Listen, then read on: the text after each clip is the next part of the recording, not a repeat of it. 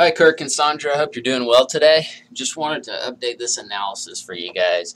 I think you'll be pleased. However, there is one wild card that we need to address, and we'll get to that in just a second. This is the house as you bought it. You can see it's showing 2,368 square feet. The tax record, on the other hand, shows, where is it? 2,500 square feet. That is a huge difference.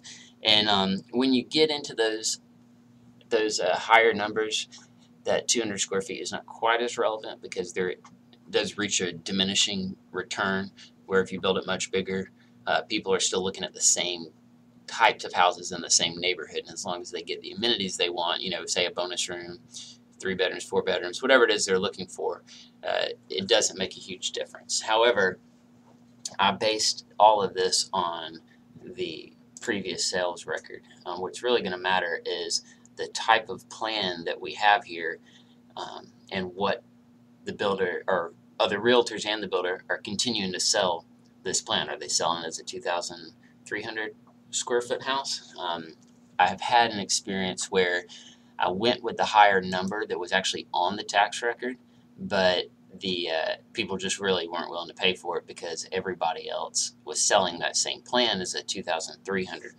The other option we can do is we can go in and measure. And there's, on a 2-story house, there's no perfectly accurate way of measuring. I use something called the ASM method, and then I just cite that. With the upstairs being a lot smaller footprint, I mean, it's not as big as the footprint as the downstairs, that'll work out in your favor because you can't measure the exterior walls on a roof line like that. So that would be our next step, is I need to go out there and measure. It's the only way that I can say for sure where we are. But all in all, we got positive news all around. So we're going to start real quickly looking at the closed sales. These are the only sales that really matter for these are the only sales that really matter for appraisals. We'll just go ahead and scan over these real quickly.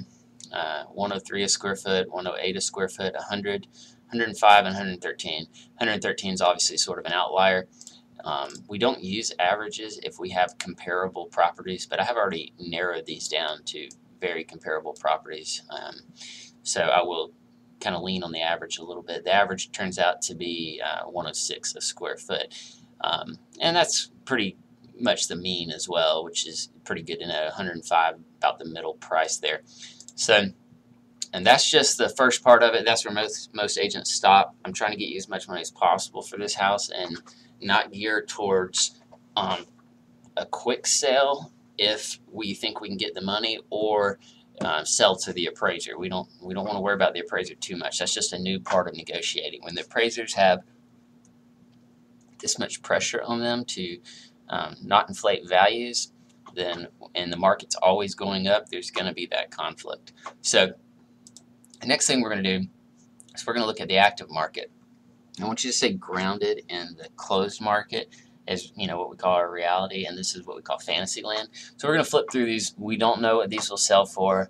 Some of them have a contract, but it's not ethical to tell people what you're under contract for until you sell. So looking at the active ones, these are houses that are not selling. That's very important to know. This is what they're trying to get, and they're not getting it. So 104, 102, 104, but has a contract that is probably within 1 to 2% the contract price. So they're probably under contract for like 102 a square foot. 117, not getting it.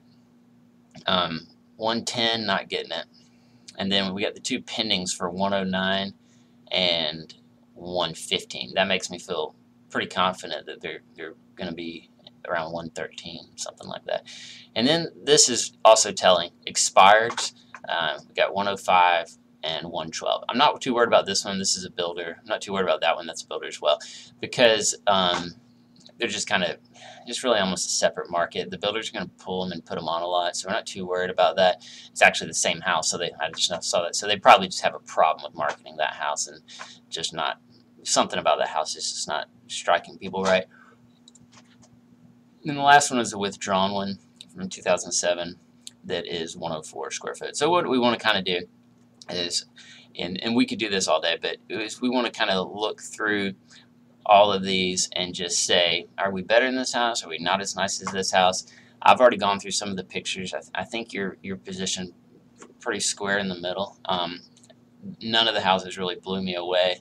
I know you have a wonderful style, and I like the beams you did and a lot of other things about your house. But I do still think that in terms of with the little flood insurance in the back and all that kind of stuff, I do think that we're still going to be kind of square in the middle on that, unless the flood thing hurts us more than I think, and it could push us back a little bit. I went ahead and looked at my old analysis because I couldn't remember that very well. So you're better off than you were. The only disappointing part to me is that the active market is still competitive, as where in a lot of Nashville and inlying areas, you don't have as much competition from inventory. We just have no inventory. So looking at the analysis again, you may remember some of these, but I'm going to rush through them. The objective measurable things, these are things that we can quantify. These are the only things that are going to have a real bearing on the value that we're going to be able to get. So a lot of people will tout, well, this house is next to, say, the train station, or this house is next to that, or something they really like about the property. But if it's not quantifiable, we can't get the price, because even if someone is willing to pay for it, 99 times out of 100, they're going to bring in a loan. So it has to be something that's measurable. These are some of the subjective factors that might help us get a little more interest and therefore a slightly higher price, but we can't necessarily measure those things. So, or the appraisers won't measure this. So when we look at our closed comps, originally I had told you that you need to be prepared to sell for about 143, and we were going to try to shoot for higher. The good news is you have a solid 151 now, and I was speculating that we could go up as high as possible, maybe to like start with 149 because of the inventory that was competing against us builders and just resales. But now I'm changing it up a little bit, even though your probable sales price didn't go up but $8,000. I want to look at your fantasy land. Because of 113 a square foot before, I had a higher number, but it was going to be averaged out by two other numbers, and so I just couldn't legitimately get that. But with the with us having sales at 113, and it looks like another one about to be recorded before we come on the market, it is possible that you could actually get an appraisal of 267. So I want to see us get as close to that 267 as we can, but at the end of the day, if we're on the market and we're one of, say, 6 houses, and the other houses can beat us out in terms of the impression they make, then that's not going to be doable. So I want to list at 269, realizing that we're $20,000 off our reality. And I say that to say, if we list at that price, we need to be on a price drop schedule. It wouldn't make any sense to be at 270 and just sit there. What's going to happen is you're going to have, say you got 6 houses, somebody's going to come on the market below us and they're going to sell. Somebody else is going to come on the market and they're going to sell. So what you want to do is you want to move towards the front of that line over time. Most agents would just want to take the listing for 250, 255, and if it didn't sell, start dropping it.